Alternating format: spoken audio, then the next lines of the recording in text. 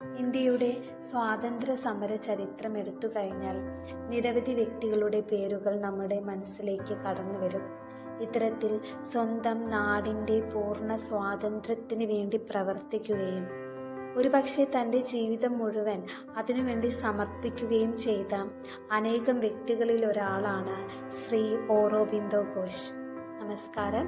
ഞാനിന്ന് നിങ്ങളുമായി പങ്കിടാൻ പോകുന്നത് അദ്ദേഹത്തിൻ്റെ എഡ്യൂക്കേഷനിലുള്ള കോൺട്രിബ്യൂഷനെ കുറിച്ചാണ്. ശ്രീ ഓറോബിന്ദോ ഘോഷ് ഡോക്ടർ KC ഘോഷിൻ്റെയും സ്വർണലത ഘോഷിൻ്റെയും മകനായി 1872 ഓഗസ്റ്റ് മാസം 15 കൽക്കത്തയിലാണ് ജനിക്കുന്നത്. ആരാണ് ഓറോബിന്ദോ ഘോഷ് എന്ന് ചോദിച്ചു കഴിഞ്ഞാൽ അദ്ദേഹം ഇന്ത്യയിലെ പ്രഗത്ഭനായ പോയറ്റാണ്, എഡ്യൂക്കേഷണൽ ഫിലോസഫറാണ്. ഇതിനെല്ലാം ഉപരി അദ്ദേഹം നമുക്കെല്ലാം സുപരിചിതമായ വന്ദേ മാതരം എന്ന പത്രത്തിൻ്റെ എഡിറ്റർ കൂടിയാണ്. 1910 വരെയാണ് ഓറോബിന്ദോ ഘോഷ് തൻ്റെ ജീവിതം പൊളിറ്റിക്സിൽ സമർപ്പിച്ചു കഴിഞ്ഞിരുന്നത്. പിന്നീട് അദ്ദേഹം സ്പിരിച്വൽ ലൈഫിലേക്ക് കടക്കുന്നതായി ചരിത്രം പരിശോധിക്കുമ്പോൾ തിരിച്ചറിയാൻ സാധിക്കും. തൻ്റെ മകന് ഇംഗ്ലീഷ് വിദ്യാഭ്യാസം കൊടുക്കണമെന്നത് ഡോക്ടർ KC ഘോഷിന് നിർബന്ധമായിരുന്നു. ഇതേ തുടർന്ന് തൻ്റെ 7ാമത്തെ വയസ്സിലാണ് ഓറോബിന്ദോ ഘോഷ് ഇംഗ്ലണ്ടിലേക്ക് എഡ്യൂക്കേഷന് വേണ്ടി പോകുന്നത്. തുടർന്ന് ലണ്ടനിലെ സെൻറ്റ് പോൾസ് സ്കൂളിലും കാംബ്രിഡ്ജ് കിങ്സ് കോളേജിലുമായി അദ്ദേഹം തൻ്റെ വിദ്യാഭ്യാസം പൂർത്തീകരിക്കുന്നു. തുടർന്ന് 1893 തിരികെ ഇന്ത്യയിലെത്തിയ അദ്ദേഹം തുടർന്ന് വന്ന നീണ്ട 13 വർഷത്തോളം കാലം ബറോഡയിലെ മഹാരാജാവിന് വേണ്ടി ബറോഡ കോളേജിൽ പ്രൊഫസറായി സേവനം അനുഷ്ഠിക്കുകയായിരുന്നു.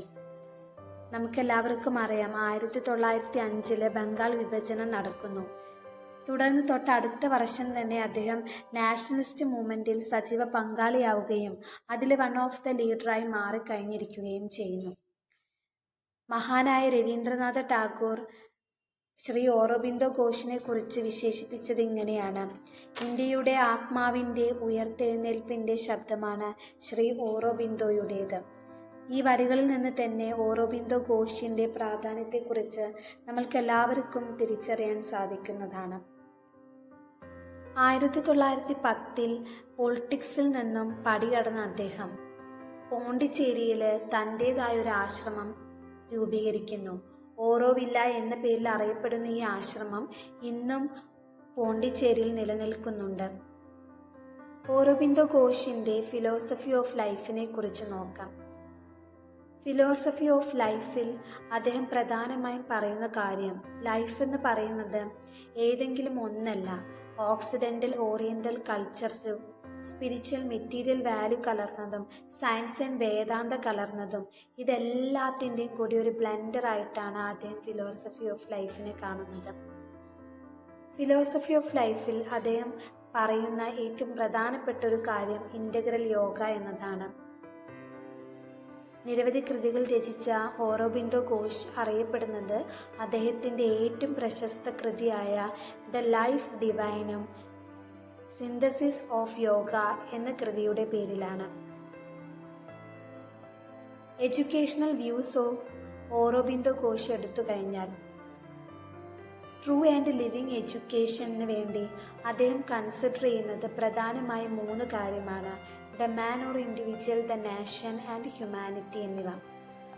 എഡ്യൂക്കേഷണൽ വ്യൂസിൽ ഓറോബിന്ദോ ഘോഷ് മുന്നോട്ട് വയ്ക്കുന്ന പ്രധാനപ്പെട്ട ഒരു കൺസെപ്റ്റാണ് ഇൻ്റഗ്രൽ എഡ്യൂക്കേഷൻ. അതായത് ട്രൂ എഡ്യൂക്കേഷൻ എന്നത് ഏതെങ്കിലും ഒന്നിൻ്റെ മാത്രമല്ല.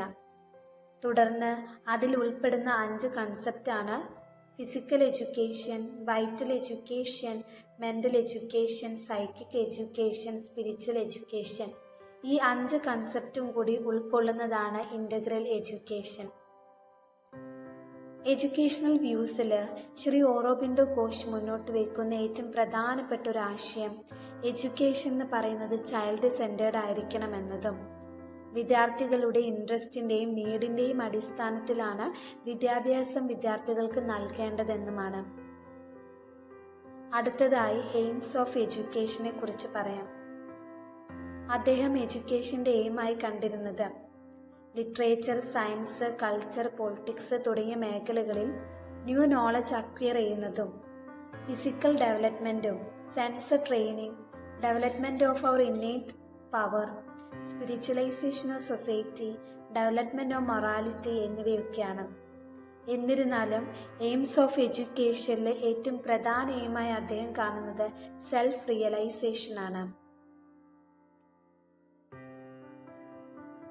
കരിക്കുലത്തെക്കുറിച്ച് ഓറോബിന്ദോ ഘോഷ് പറയുന്നത് ഇങ്ങനെയാണ്: കരിക്കുലത്തിൽ അക്കാഡമിക് സബ്ജക്റ്റും വൊക്കേഷണൽ ട്രെയിനിങ്ങും കൾച്ചറൽ ആക്ടിവിറ്റിയും ആർട്സും ഹെൽത്തും ഇൻ്റർനാഷണൽ അണ്ടർസ്റ്റാൻഡിങ്ങും ഇതെല്ലാം ഉൾക്കൊള്ളുന്നതായിരിക്കണം കരിക്കുലം എന്നാണ് അദ്ദേഹം മുന്നോട്ട് വയ്ക്കുന്നത്. മെത്തേഡ്സ് ഓഫ് ടീച്ചിങ് വിദ്യാഭ്യാസം വിദ്യാർത്ഥികൾക്ക് നൽകേണ്ടത് 3 Aയിലൂടെയാണെന്നാണ് അദ്ദേഹം മുന്നോട്ട് വെക്കുന്നത്. അദ്ദേഹം മുന്നോട്ട് വെക്കുന്ന 3 A's ആണ് ഏജ്, എബിലിറ്റി, ആപ്റ്റിറ്റ്യൂഡ് എന്നിവ. വിദ്യാർത്ഥികളിലേക്ക് എഡ്യൂക്കേഷൻ എത്തിക്കേണ്ടത് എക്സ്പീരിയൻസിലൂടെയും കോപ്പറേറ്റീവ് ആക്ടിവിറ്റിയിലൂടെയും ലേണിംഗ് ബൈ ഡൂയിങ്ങിലൂടെയും നോൺ ടു അൺനോണിലൂടെയും എല്ലാം ആയിരിക്കണമെന്നാണ് അദ്ദേഹം മുന്നോട്ട് വെക്കുന്നത്. ഓറോബിന്ദോ ഘോഷ് ഒരു ടീച്ചർ റോൾ എന്ന് പറഞ്ഞാൽ ഗൈഡ് ആയിരിക്കണം, അല്ലെങ്കിൽ ഫെസിലിറ്റേറ്റർ ആയിരിക്കണം, ഒരു ഹെൽപ്പർ ആയിരിക്കണം എന്നാണ് പറയുന്നത്. ഡിസിപ്ലിൻ എന്ന് പറയുന്നത് സ്പിരിച്വൽ ഡിസിപ്ലിൻ ആയിരിക്കണം എന്ന് അദ്ദേഹം ഊന്നൽ നൽകുന്നു. Medium of instruction mother tongue ആയിരിക്കണം. അതുകൂടാതെ ഒരു ഫോറിൻ ലാംഗ്വേജ് വിദ്യാർത്ഥികളെ പഠിപ്പിക്കണമെന്നും അദ്ദേഹം പറയുന്നു. ഇത്രയുമാണ് educational views of Aurobindo Ghosh നമുക്ക് ചർച്ച ചെയ്യാനുള്ളത്. ഘോഷിനെ കുറിച്ച് നിരവധി മൂവികൾ അവതരിപ്പിക്കപ്പെട്ടിട്ടുണ്ട്.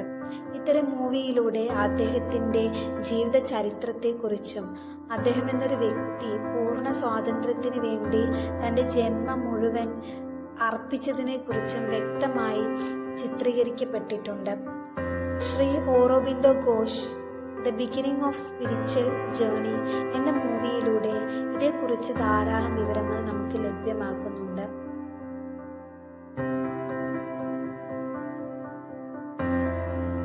ഓറോബിന്ദോ ഘോഷിനെ കുറിച്ച് ഒട്ടനവധി കാര്യങ്ങൾ ഇനിയും ചർച്ചയ്ക്ക് വിധേയമാക്കേണ്ടതുണ്ട്. Thank you.